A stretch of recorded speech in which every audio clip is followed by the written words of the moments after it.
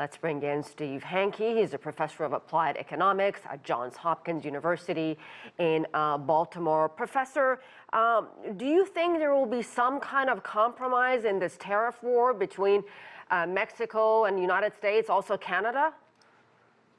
Well, not really, because President Trump has many contradictory ideas, many things floating around in his head. But when it comes to trade, he's a mercantilist, and his view is that the foreigners are basically engaged in nefarious activities that cause the U.S. to run a trade deficit.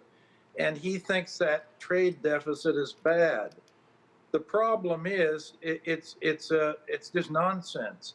The trade deficit in the United States is created in the good old USA because there is a deficit of savings relative to investment in the United States. And by definition in economics, that deficit is filled by a trade deficit. Foreigners come in and fill a deficit. Now in China, for example, they have just the opposite situation. They have a savings surplus relative to investment. So internally, China creates the conditions for what has to be, by definition, a trade surplus, which they have. Same thing in Japan, same thing in Switzerland. But the U.S. has had a trade deficit for a long time, since 1975, and it's all created by America. It's not created by foreigners. Foreigners just fill the void. So, Professor, I just want to make sure I understand. Explain to us how tariffs work, if you will. Who will be most affected by these tariffs, by these tit-for-tat measures? At the end of the day, is it the American consumer?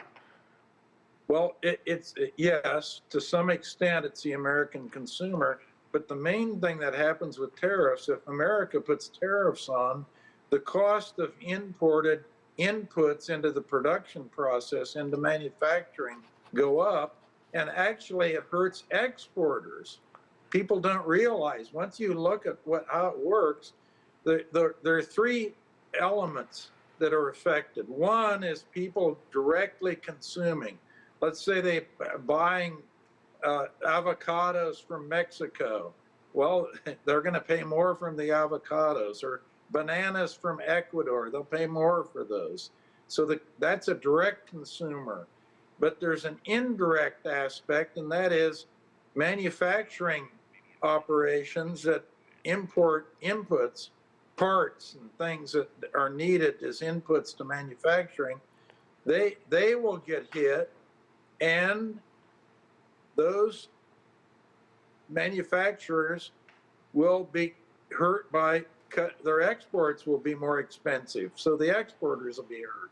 And the third party is, of course, just the middleman who is in between the exporter and importer.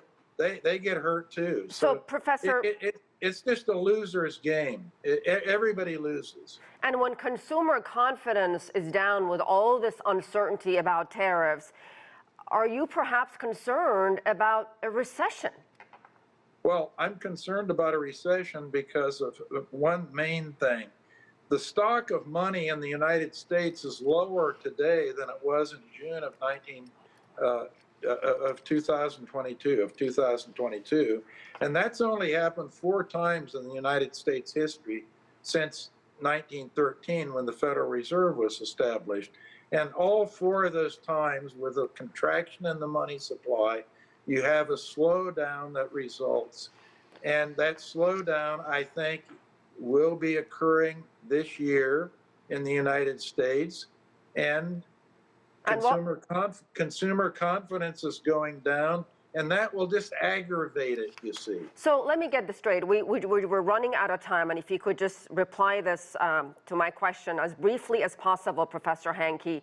Is there a better way here than imposing tariffs on Mexico, China, Canada, and starting April 2nd on a host of other countries as well? Yes, the best way is free trade. Why should the government be involved getting in between a buyer and seller who are agreeing on the price and terms of a trade? This is the government coming in and saying, no, you can't do that, or we're going to tax you, or we'll put sanctions on you, or something, some other interference. Free trade. All right. Thank you so much, Professor Steve Hanke.